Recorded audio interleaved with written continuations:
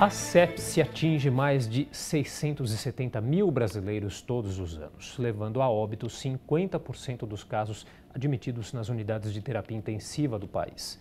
Embora a mortalidade seja alta, muitos brasileiros desconhecem a doença.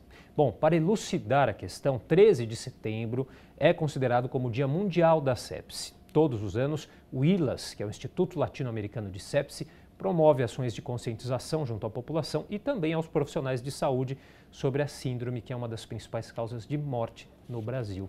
Bom, para conversar sobre o assunto, o Jornal da Câmara recebe hoje o Dr. Reinaldo Salomão, que é infectologista, professor da Escola Paulista de Medicina, Universidade Federal de São Paulo e membro da diretoria do ILAS. Tudo bem, doutor? Prazer recebê-lo.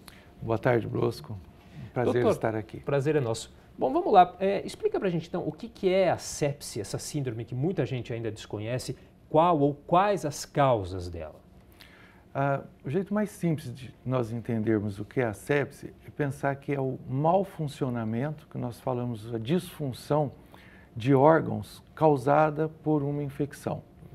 Então, pode ser qualquer tipo de infecção, por vírus, por bactérias, por fungos, embora seja mais comum por bactérias, e a presença da infecção e a resposta que nós desencadeamos frente a essa infecção acaba levando a alterações potencialmente de todos os nossos órgãos. Daí essa elevada mortalidade dos pacientes que têm a sepse. E muita gente associa a sepse à infecção hospitalar. É correta essa associação, doutor? Há diferenças entre os termos? Essa é uma ótima pergunta, porque na verdade são coisas diferentes e que se superpõem. A infecção, nós podemos adquirir infecção na comunidade, na nossa casa, nos ambientes que frequentamos, ou nós podemos adquirir uma infecção no ambiente do hospital. Quando nós somos internados, por exemplo, para fazer uma cirurgia e temos uma complicação, uma infecção hospitalar. Nos dois casos, nas infecções adquiridas na comunidade e no hospital, essas infecções podem evoluir como sepse, ou seja, pode levar a um quadro extremamente grave, com mau funcionamento dos órgãos e uma elevada mortalidade. Um outro termo também, o choque séptico, né? Qual a diferença, sepse e choque séptico? São, vamos dizer, dois estágios diferentes da mesma síndrome. Então, num primeiro momento, nós temos a infecção manifestada, por exemplo, como uma infecção urinária ou como uma pneumonia. Isso é infecção.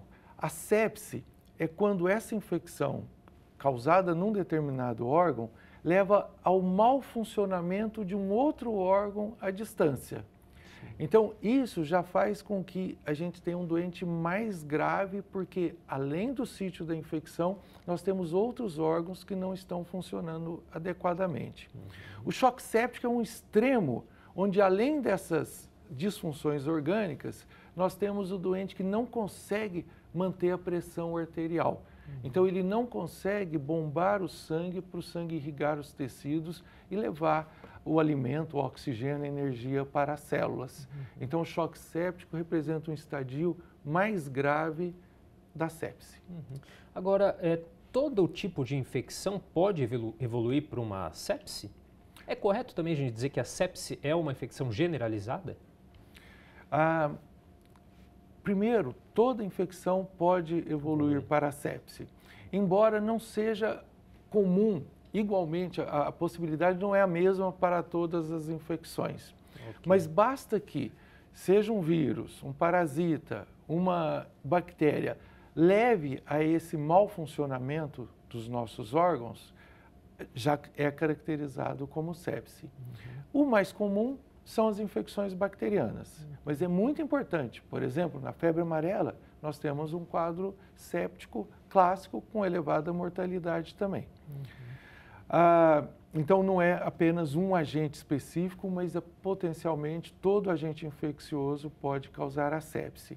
Essa questão da septicemia é muito interessante, porque antes, nós mesmos, como profissionais da saúde, como médicos, nós entendíamos que a sepse era causada pela disseminação da infecção generalizada, daí essa septicemia, né, que seria a infecção sendo disseminada.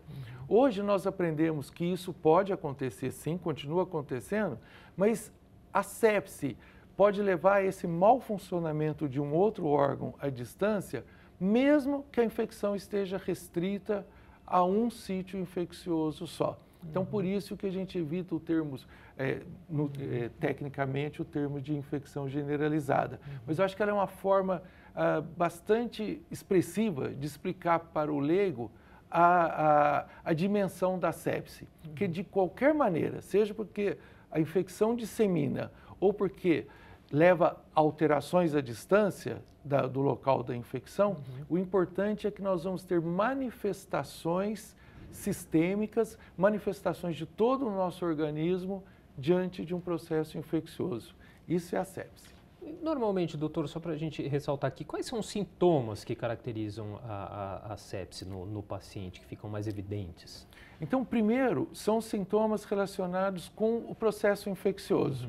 Então, muitas vezes, isso é mais fácil de entendermos, por exemplo, no indivíduo que tem uma manifestação de tosse, de expectoração, febre, provavelmente uma infecção pulmonar. Ou ele tem um quadro de infecção urinária, com ardor para urinar, a infecção urinária. Então, né? É isso. Então, sempre que nós associarmos a uma infecção, nós podemos primeiro pensar, olha, é uma pneumonia, por exemplo. O que faz caracterizar a sepse?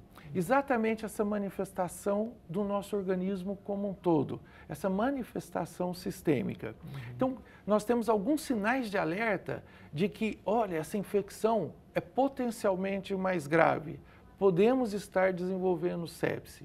Então, são critérios bastante importantes quando as pessoas ficam com alteração de nível de consciência. Por exemplo, é comum um idoso que fica mais sonolento e muitas vezes isso é confundido pela família. Hoje o vovô está calmo. Na verdade, ele está sonolento pelo processo infeccioso.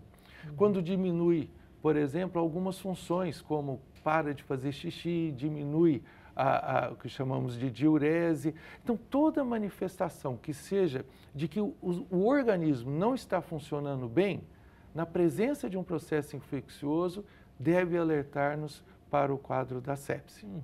Infelizmente, nosso tempo já está terminando, doutor, mas eu acho que é importante a gente deixar o convite aqui. No dia 13 de setembro, acontece aqui na Câmara Municipal de São Paulo uma audiência pública que vai tratar do tema da sepse, né? Então, está todo mundo aí convidado. Esperamos por todos.